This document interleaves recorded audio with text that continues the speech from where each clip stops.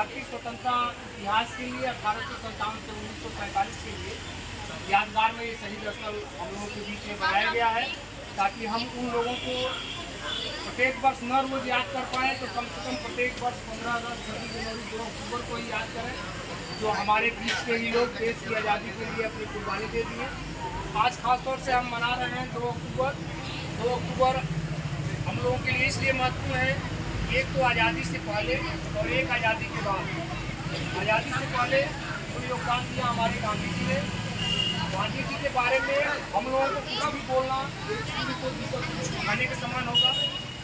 जो हम लोगों ने किताबों में पढ़ा है कि गांधी जी की क्या क्या कार्यशैली रही, इस तरह से उन्होंने भारत ही नहीं अपनी विश्व के कई देशों को आज़ाद कराया।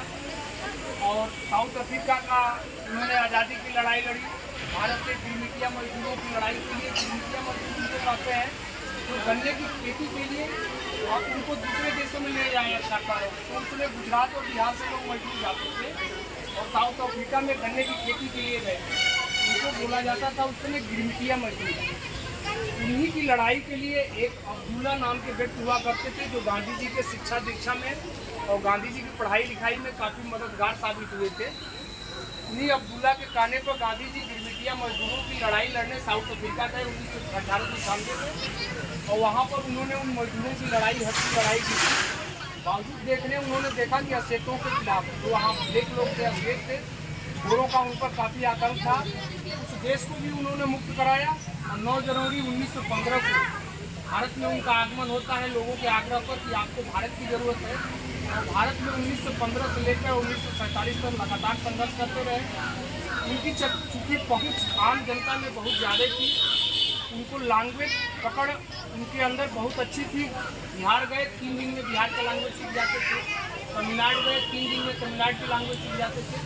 पूरे भारत में उनकी जो पकड़ हुई, उनके लैंग्वेज पर पकड़ की वजह से। अगर भोजपुरी बोलना है तो भोजपुरी बोल लेते थे, वो सीख सब लिए। और एक कहानी याद आती है, उनके कहानी किताबों में लिखी है। कोई सम्मेलन ले रहे थे, काफ़ी भीड़ एकत्रित थी और एक दूर महिला उनको दिखाई दी, एक केवल साड़ी पहने हुए, न पेटीकोट था न ब्लाउज था।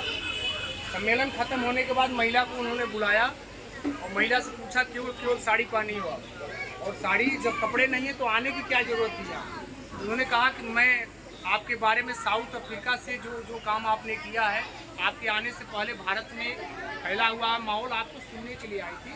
और मेरे घर में माँ बेटी 2 ही आदमी हम लोग हैं, एक ही कमरा है, एक ही साड़ी है। वो बाहर निकलती है तो वो पहन के निकलती है, मैं निकलती हूँ तो मैं इस साड़ी को पहन के निकलती हूँ। गांधी जी ने वही शपथ लिया जो आप एक धोती में एक कपड़े में उनको देखते हैं।